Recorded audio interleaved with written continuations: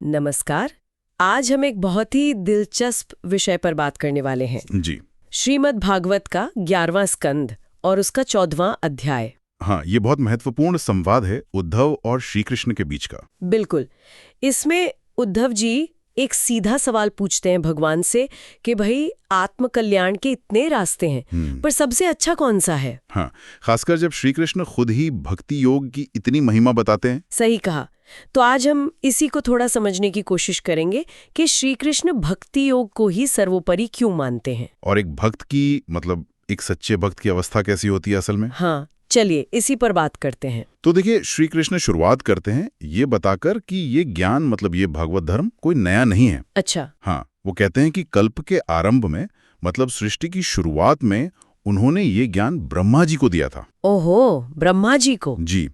और फिर ब्रह्मा जी ने इसे अपने मानस पुत्रों को दिया, जैसे भृगु ऋषि, अंगिरा ऋषि, जो प्रजापति थे। अच्छा, तो ये ज्ञान ऐसे परंपरा से आगे बढ़ा। हाँ, लेकिन इसमें एक पेच है। वो क्या? श्री कृष्ण समझाते हैं कि देखो, दुनिया में लोग अलग अलग स्वभाव के होते हैं, सत्व गुण वाले, रजगुण वाले, तम गुण वाले। हाँ, त्रिगुण। और उनकी वासनाएं इच्छाएं भी अलग अलग होती हैं। तो इस वजह से वो वेदों के भी अलग अलग अर्थ निकाल लेते हैं। अच्छा, अपनी प्रकृति और इच्छा के हिसाब से वो रास्ता चुन लेते हैं। बिल्कुल, जैसे कोई कर्मकांड को ही सब कुछ मान लेता है, कोई यश जाता है, कोई काम को महत्व देता है, कोई योगी ऐश्वर्य यानी सिद्धियों के पीछे भागता है। हाँ, समझ गई। और इसी तरह जो कर्मयोगी हैं वो यज्ञ, तप, दान, इन्हीं को पुरुषार्थ जीवन का सबसे बड़ा लक्ष्य मानते हैं। लेकिन श्री कृष्ण इससे सहमत नहीं है। वो कहते हैं कि ये सब तो कर्म है, और कर्मों का फल क्या होता है? सांसारिक सुख। हाँ, दुनियावी सुख, जो पैदा होते हैं और फिर खत्म भी हो जाते हैं। और जब फल खत्म तो दुख। बिल्कुल, वो कहते हैं कि ये सुख अंत में तुच्छ हैं, क्षणिक हैं, दुखी देने वाले हैं।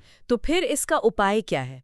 यहीं भक्ति योग आता है। एग्जैक्टली। श्री कृष्ण कहते हैं, लेकिन जो व्यक्ति सारे कर्म और उनके फलों की इच्छा अपेक्षा सब छोड़ देता है, हाँ, और हर तरह से पूरी तरह से मुझे यानी श्री कृष्ण को समर्पित हो जाता है, तो उसके आत्मा में, उसके हृदय में मैं जो परमानंद का स्वरूप हूँ अपने आप प्रकट हो जाता हूँ। वाह, ये वो सुख है जो इंद्रियों के विषयों में लगे लोगों को नहीं मिल सकता। बिल्कुल नहीं मिल सकता। और ऐसे भक्त की जिसने सब छोड़ दिया, उसकी मानसिक दशा कैसी होती होगी? अद्भुत। श्री कृष्ण बताते हैं, उसे किसी चीज की अपेक्षा नहीं रहती। वो संग्रह, परिग्रह जमा करने और मोह रखने से एकदम परे होता है। शांत, समदर्शी, सबको एक समान देखने वाला, और उसे हर दिशा में, हर समय बस मेरा यानी भगवान का साथ और आनंद ही आनंद महसूस होता है। इतना कि उसे बड़े बड़े पद भी नहीं चाहिए, जैसे ब्रह्मा का, इंद्र का या पूरी पृथ्वी का राजा बनना।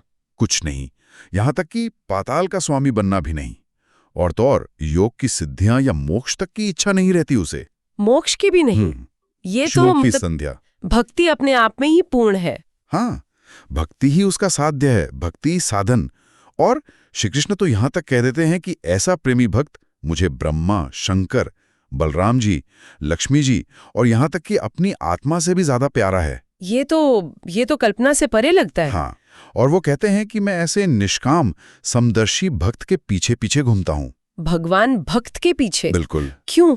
ये सोचकर कि उसकी चरण धूलि मुझ पर पड़ जाए और मैं पवित्र हो जाऊं। अरे, इसका मतलब क्या हुआ? ये तो बहुत गहरी बात है। ये भक्त के निस्वार्थ प्रेम और उसकी परम शुद्धता का आदर है।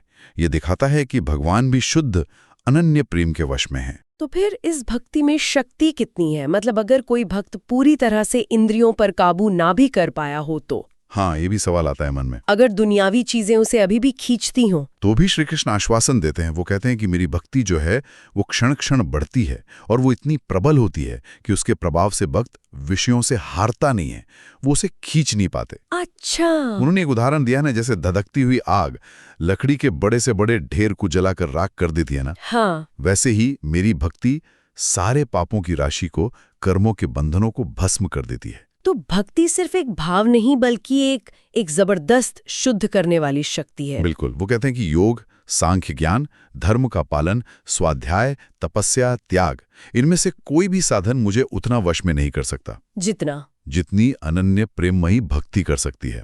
मैं केवल अनन्य श्रद्धा और भक्ति से ही प्राप्त होता हूँ। और ये भक्ति इतनी शक्तिशाली है कि जन्म या जाति का भेद भी मिटा देती है। हाँ, वो कहते हैं कि अनन्य भक्ति चांडाल को भी पवित्र कर देती है। लेकिन अगर कोई भक्ति से विमुख है तो उसे सत्य, दया, धर्म, तपस्या से युक्त विद्या भी पवित्र नहीं कर सकती। इस भक्ति के अनुभव के कुछ बाहरी लक्षण भी होते होंगे जिन्हें देखकर पहचाना जा सके। हाँ, बिल्कुल बताएं। जैसे शरीर रोमांचित हो उठता है, रोंगटे खड़े हो जाते हैं। अच्छा। चित्त पिघलकर एकदम गदगद हो जाता है, भावुक हो जाता है। आंखों से आनंद के आंसू बहने लगते हैं। जब तक ये न हो तब तक चित्त पूरी तरह शुद्ध नहीं हुआ है, ऐसा समझना चाहिए। और भक्त का व्यवहार कैसा होता है? उसकी वाणी प्रेम से गदगद होती है, रुक रुक कर बोलता है। चित्त एकदम पिघला हुआ, कभी वो जोर से रोने लगता है, कभी हंसने लगता है। हाँ। कभी ऊंचे स्वर में गाने लगता है, कभी नाचने लगता है। श्री कृष्ण कहते हैं कि ऐसा भक्त खुद को तो पवित्र करता ही है, सारे संसार को पवित्र कर देता है। ये सोने के उदाहरण जैसा है ना? जैसे आग में तपाने से सोना अपना मैल छोड़कर शुद्ध हो जाता है। बिल्कुल वही बात। भक्तियोग की अग्नि में तपकर आत्मा अपने कर्म और वासनाओं के मैल से मुक्त होकर अपने असली स्वरूप यानी मुझ को, श्री कृष्ण को प्राप्त हो जाती है। और ये शुद्धि होती कैसे है? क्या सुनकर?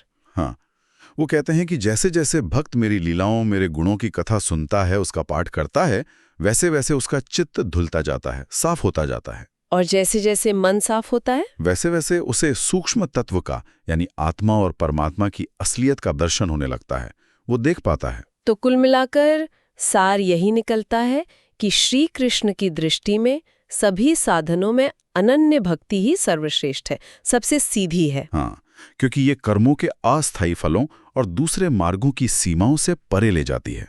और भक्त को दुनियावी इच्छाओं से ही नहीं बल्कि मोक्ष की इच्छा से भी मुक्त कर देती है और उसे भगवान का अत्यंत प्रिय बना देती है। भक्ति की अग्नि पाप और वासनाओं को जलाकर आत्मा को शुद्ध करती है और उसके असली स्वरूप को प्रकट कर देती है।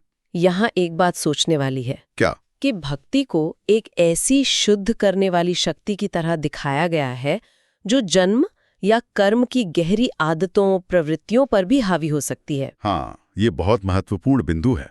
बदलाव की, रूपांतरण की ये जो प्राचीन धारणा है वो आज के समय में जो हम व्यक्तिगत परिवर्तन या ट्रांसफॉर्मेशन की बात करते हैं उससे कैसे जुड़ती है? ये एक विचारणीय प्रश्न है। बिल्कुल, इस पर सोचना चाहिए।